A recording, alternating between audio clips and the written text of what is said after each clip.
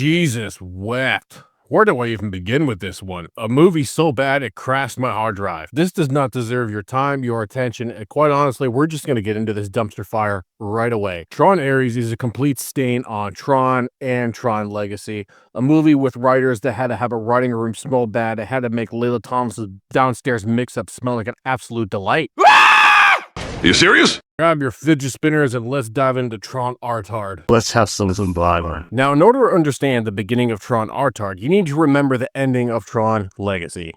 Goodbye, kiddo.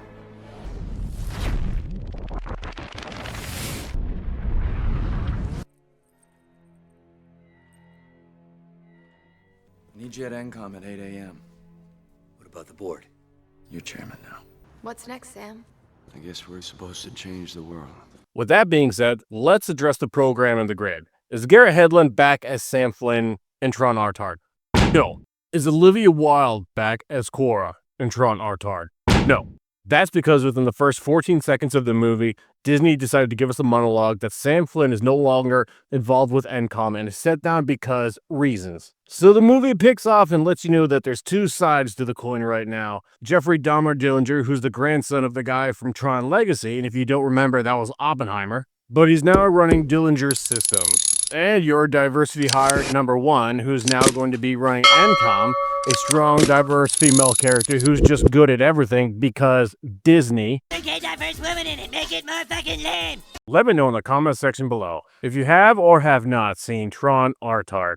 Who's going to be the protagonist and who's going to be the antagonist? Because Disney, I think we all know the answer to that. I mean, Jesus Christ, sweetheart, this could be one of the biggest gigs of your career, but you could at least put a little more effort and emotion into your role here. She's got the emotional range acting of a piece of wood, or nonetheless of Stephen Hawking at a graduation speech. Are you serious? This is nothing more than Disney showing us that they can't even control their own IPs aside from buying up every single thing that they can, destroying the legacy, literally, of their own characters, showing us that they can't be a custodian of any property now. Property that they're going to be fighting over with the two tech companies in this movie. Jeffrey Dahmer Dillinger wants to use the lasers to get his hands on it so he can propagate his own war, making soldiers, weapons, and other means for destruction. Meanwhile, Miss Mary Sue here wants to get her lasers so she can use it to help save world hunger, make some more orange trees, and help benefit the world and the environment because she loves everybody and wants to give them hugs. Oh, come on! The biggest problem that both sides of the coin are going to be facing in this movie is that anything and everything that they 3D print into existence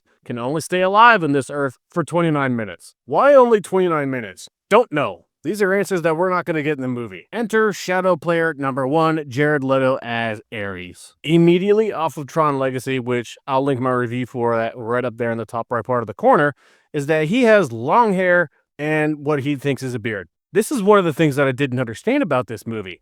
Why does he have facial hair and long hair? In Tron Legacy and even Tron in 1982, they were clean shaven. They were clean cut. That's because Jared Leto needs to present himself as the Messiah God that he thinks he is. I don't even think Jared Leto was acting at this point. I think they were just saying, yeah, you know what? Be yourself. But once Jeffrey Dahmer Dillinger gets his hands on everything he needs for the laser beams, he's able to bring two characters into existence. He also brought in Jared Leto, but he also brought in Jodie Turner-Smith, who's going to be known as Athena. You remember Jodie Turner-Smith, don't you? Yes.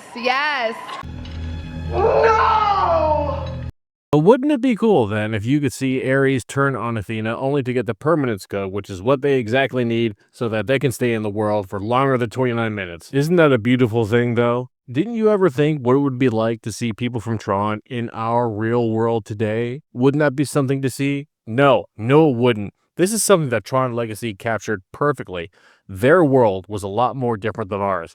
It was the grid. It was a lot more different. It was brilliant. We don't want to see them in our world. We don't want to see them in a TGI Fridays. But wouldn't you believe it, the only person that has the permanence code is Kevin Flynn. Jared Leto finally gets to meet Kevin Flynn so he can get the permanence code and be a real boy, just like Pinocchio, except more of a giant douchebag. Speaking of somebody that's generally not a douchebag, Jeff Bridges. Yes, he has been used heavily to promote this movie, and yes, he is in it. For a grand total of 5 fucking minutes. He just decides to give Ares the permanence code because the writing told him to do so.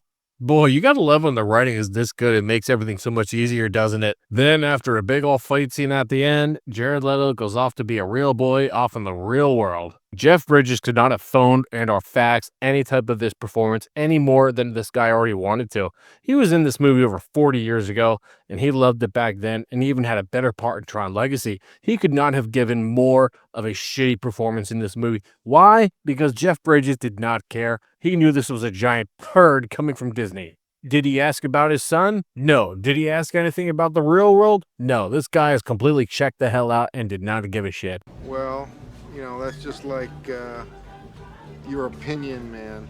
Because I'm not avoiding spoilers in this movie, because I think nobody should see this movie at all, where is Tron in this movie? And for those of you who saw my Tron Legacy review, which I greatly appreciate, technically, Tron was in that movie. Bruce Boxleitner did play Tron back in 1982, and even had a small cameo in 2010, but he wasn't playing Tron. He was playing the head chairman that was helping Sam out the entire time. And then one thing that's missing from this Tron movie? Fucking Tron. Bruce Boxleitner was not asked to come back at all. Jesus fuck Mary and Christ, for I have experienced Tron Artard. And this is how it's supposed to end in Tron Ares? No, Disney. For me, even I gotta say, I will give you credit for Tron Legacy. It's one of my favorite movies, but for me, it just ends with Sam and Aurora riding off into the sunset. And let's face it, we know what they're doing right now still. This is just another nail in Tron Artard's coffin. Disney has shown us over and over that they cannot be trusted with any more of our IPs. I gave Tron Legacy its praise, and I will give credit where credit is due. I thought it was a fantastic movie, and I still love it. But Disney cannot control their own IPs except when they want to decide to buy everything up and exploit it for modern audiences today. Now, unfortunately, we all know where this is going. Tron Artard is an absolute sin.